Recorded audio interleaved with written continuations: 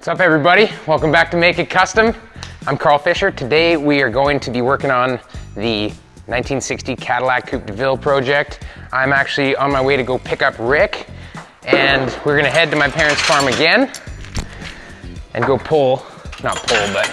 go retrieve Kristinas' engine and transmission.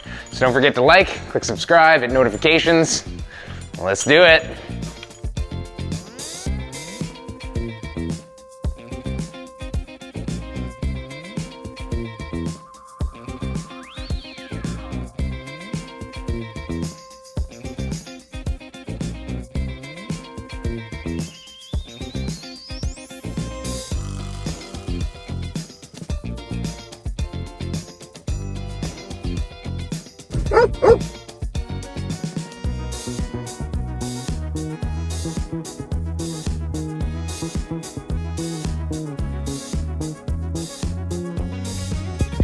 Oh, do you want some?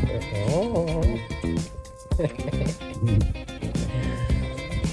You're gonna have to share with Kitsune though.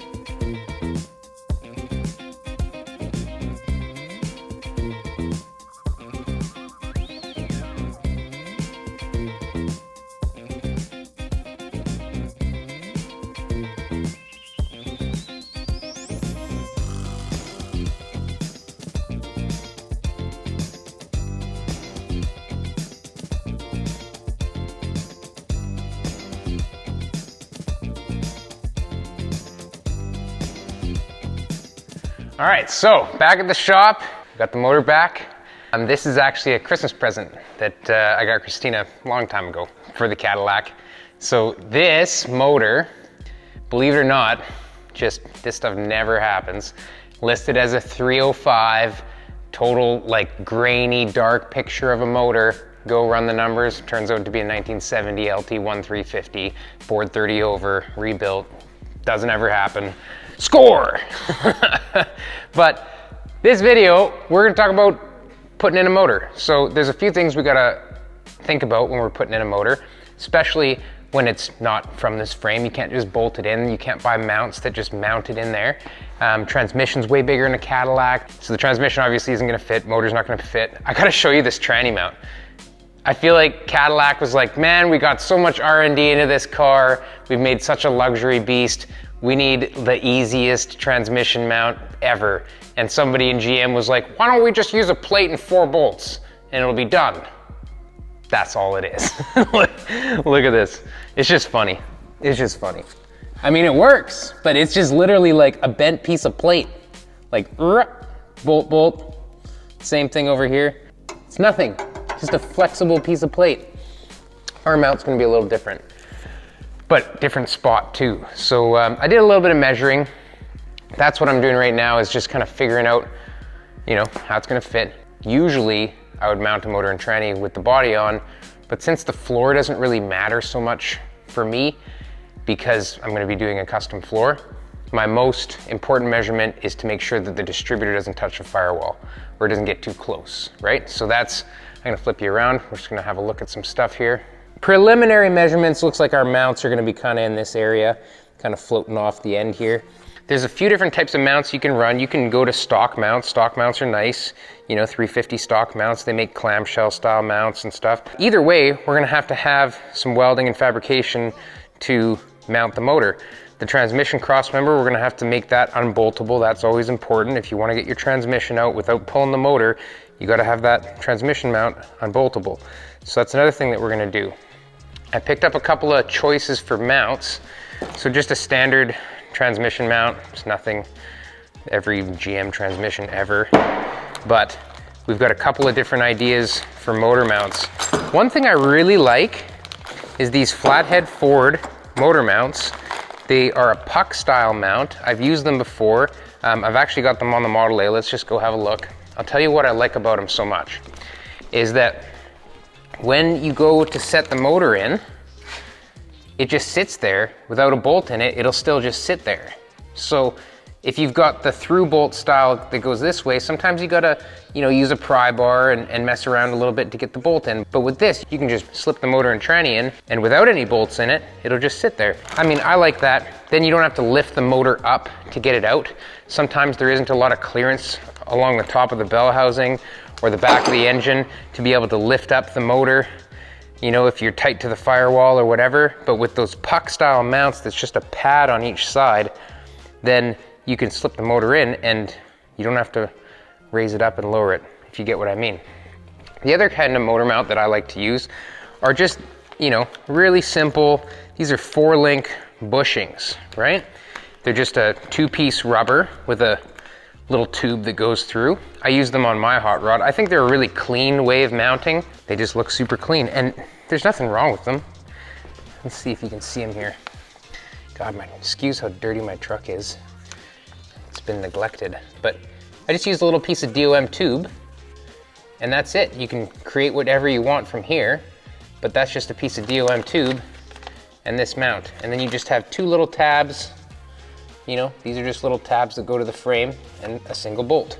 So those are the 2 types that I brought with me from the parts store today. I would like to use the puck style mount if it makes sense, and if it doesn't look like it's gonna interfere with the steering box, which it very well may. First off, what I gotta do is get that motor hovering in place so that we can measure and check it all out. That's always what I do first, is I just slip the motor in and start blocking it and having a look at it, measuring my clearances, adjusting things, and then you really get a look at what area you have to work with for the brackets. The other thing we're worried about is just a little bit of the engine tip. It's not as critical of a measurement as a lot of people think. Usually 5 degrees, you know, 3 to 5 degrees tipped back is how they are, especially for small block V8s. You'll notice that a lot of intakes have that in them. You see this, you know, how they're degreed like that? It's so that this is level when the motor's got a little bit of angle on it. You know, give or take a couple of degrees, not a super big deal. Yeah, that's what I'm gonna start on. Get that motor sitting in that chassis. One more thing I notice is that I'm pretty sure that this cross member here, that's not gonna work. Like, just by eyeballing it, that's gonna hit my pan, my transmission pan. And of course, I really need to know where that steering box is gonna be. So I'm gonna put the steering box in first and remove that, and then slip the motor and trans in.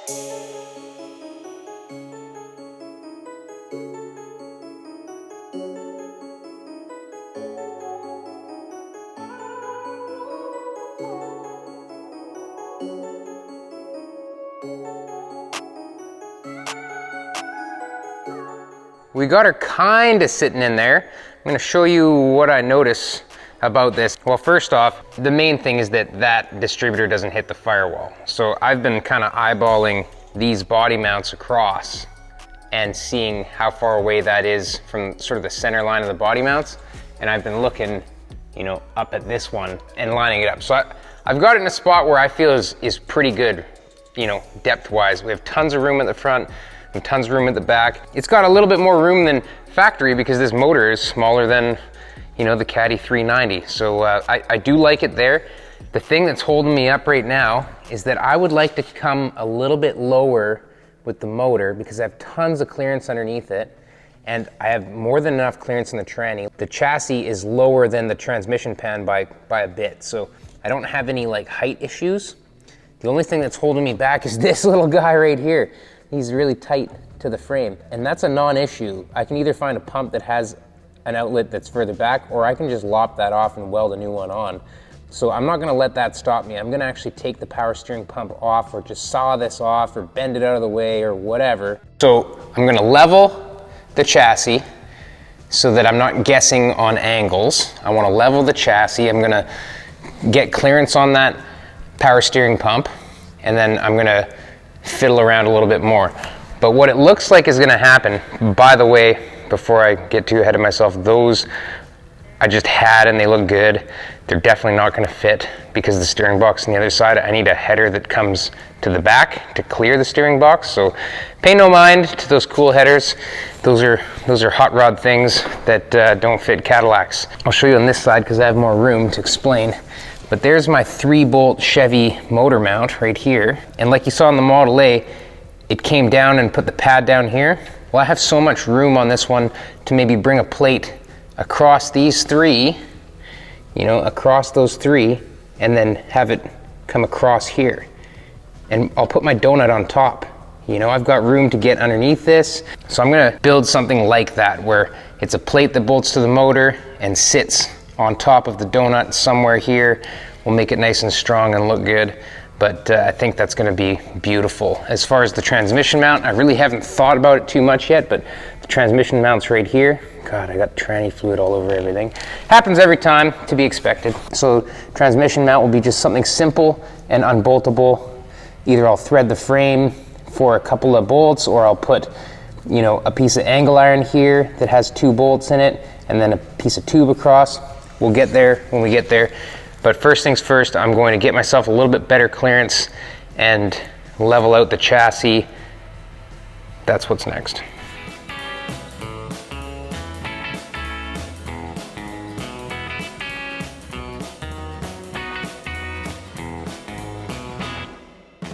All right, so the motor has found what I like to call its happy place. It has decent amount of clearance kind of everywhere. It's definitely not gonna move and rock around and touch anything. We've got a nice driveline angle. I've leveled the frame. Now, this is that body mount that I wanna use. Just kind of wanna show you where I think it's gonna work best. So yeah, let's just look at this. Our angles are pretty good. The carburetor is not 100% level, but it's pretty close. Most are a little bit leaned back. What I'm thinking is that right there is our motor mount plate. And normally a clamshell mount would bolt on here and have a bolt going through, and our space is a little bit tight, and I like using these donut mounts like I said. So what I'm gonna do is I'm gonna build a plate that comes across here and then bends flat. Once it bends flat here, it's gonna be a little bit offset, and it's gonna sit on top of that donut right there. So a little bit offset, but it's gonna sit on that donut. We need to be able to have ample room underneath to pull that big bolt out. It's a big shoulder bolt. But right there, I think that's a really good spot for it, really. It's out of the way of the steering box. There's nothing on the other side. You know, I did have to cut this. I'm gonna just weld it a little bit straighter because both our pressure and return lines are just coming straight back from the power steering pump to the steering box. So I think this is gonna work really good. So next up, I'm just gonna make some templates out of some paper and just find nice shapes to make those motor mount plates. And then we'll throw them on CAD and burn them up.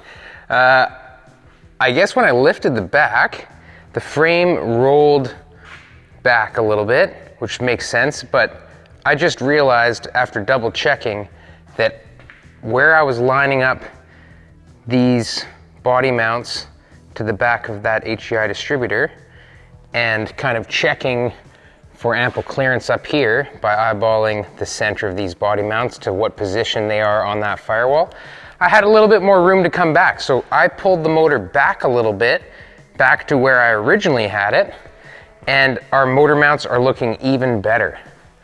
So now I've got, you know, our 3 bolts are here, and I don't even have to offset this. It'll look even nicer. It's just gonna be a nice little plate that comes out, rounded on the end, with a hole in it for that rubber mount. It's gonna look beautiful. So I just wanted to show you, because you're gonna be like, well, he said he was gonna be offset, something moved.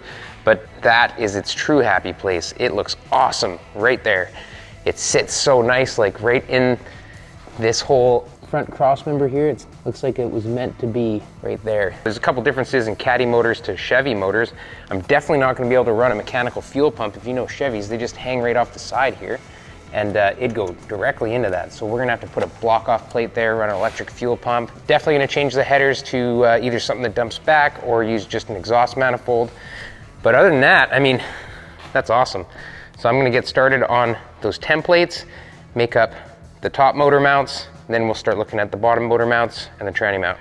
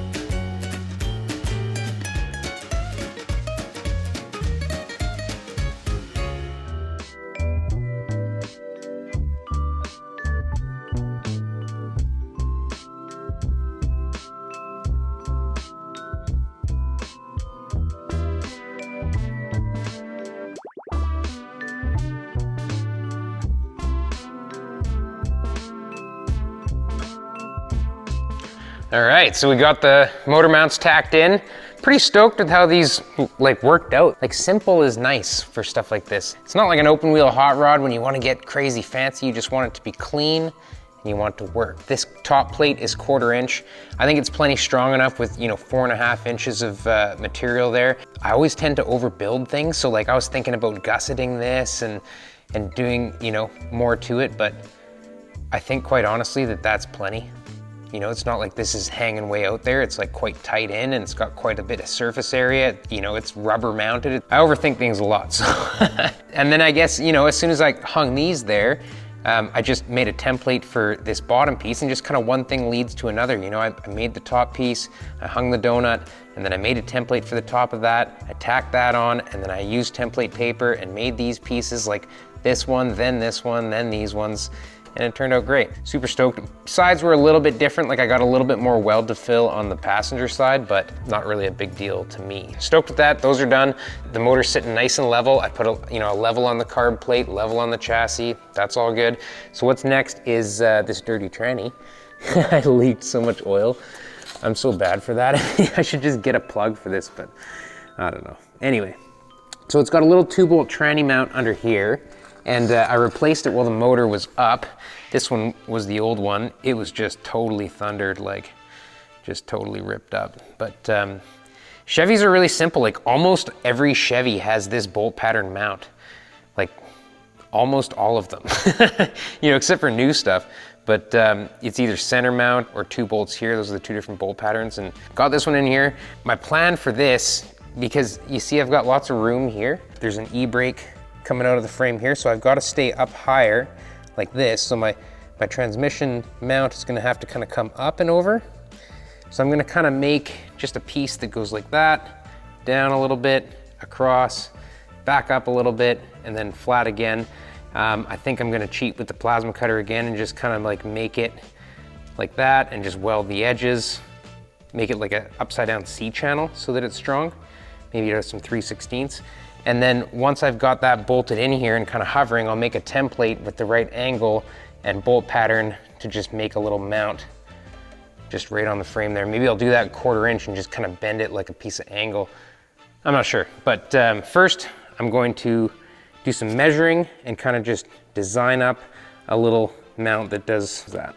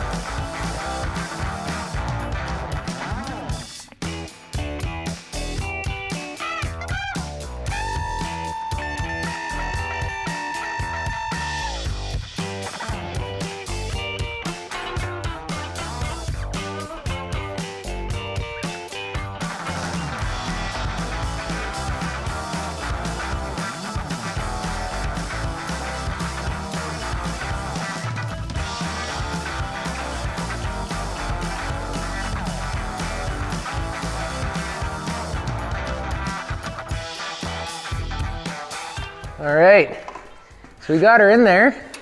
Really like how it turned out. It's got some holes in it, smoothed it all out. I wasn't originally gonna smooth it all out, but I got carried away. This is just 10 gauge.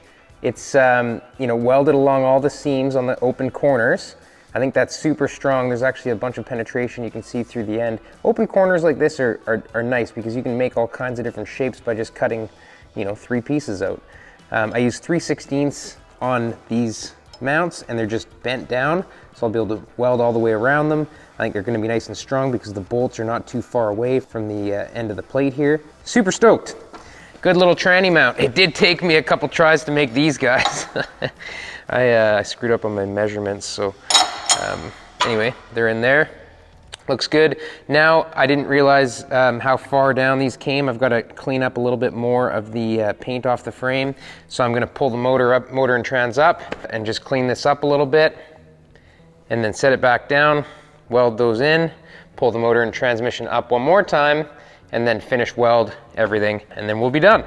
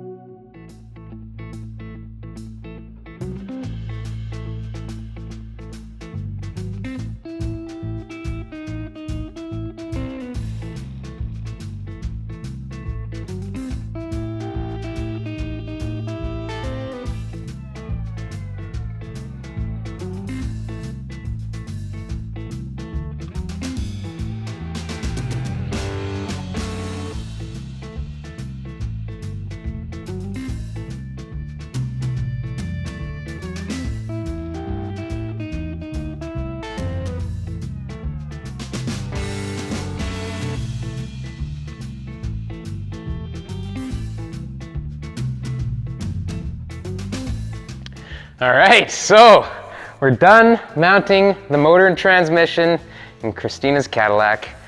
I'm super stoked with it. I think that those little rubber donut mounts, like, I don't know why, I just love them now. You know, like, I love that you can just set the motor down and wiggle it around and pop your bolts in. You don't have to lift it up to lower it down into a clamshell or mess around with the tight tolerances of like a urethane bushing and a 5/8 bolt like what I have in my hot rod. So whenever you're mounting your motor and tranny, just look for the happy place. Check all your clearances all the way around, measure to the firewall, make sure that you don't have it too close to anything so that when it's shaking, it doesn't hit anything. And you always want to make sure that it's got enough clearance underneath. You don't want your oil pan to be your lowest thing, especially on a car that's as low as this one. So my transmission pan and the oil pan are plenty high enough out of the way. The steering linkage underneath the oil pan, that has plenty of clearance when you turn lock to lock. That's another important one. Make sure that your steering linkage has plenty of clearance around it. You want to think about your headers, your manifolds, like do you have as much clearance as you could possibly have for those things? In some cases, I'll even actually mount an engine and transmission with the headers on it. One time I can think of that it worked out absolutely the only way possible is I did a 55 Chevy gasser. I did the metal fabrication on it for a guy, and he brought in fender well headers for a big block that are meant for 55 Chevy. Well, with those headers on the engine, there was only one spot within like 3/16 of an inch around all the critical points that you could mount that engine. So if you mounted a big block in a 55 Chevy and then bought headers that said big block 55 Chevy and fender wells, they might not fit. Your motor may have had to be mounted in an exact specific location for those headers to have clearance, because these ones did, but they were so tight. That's not the case with this car. There's plenty of clearance for headers or manifolds or whatever. But anyway, those are the things you got to think about when you're mounting engine and transmission. So take into account all those things. Transmission tunnel as well. The reason why we didn't check that is I can just eyeball that it has lots of clearance, and even if it did touch, I might just change that out anyway. We're gonna do a full custom floor on this. That's coming up next. We're gonna do body on. I think that's the next step here, is just to pry the body off the old chassis, slap it on there, and start looking at our floor. So thanks a lot for watching Make It Kustom, everybody. I appreciate all the comments, the love, the likes. We were talking about swap meets last week. I did have a lot of fun meeting you Red Deer guys. That was awesome. I do want to go to the next one as well. I actually went to a swap meet yesterday with a bunch of guys. We just hung out. We didn't take any footage of it, but got a couple cool deals. Anyway, we'll catch you on the next one. Don't forget to like, click subscribe, hit notifications. Have a great one, everybody. Bye-bye.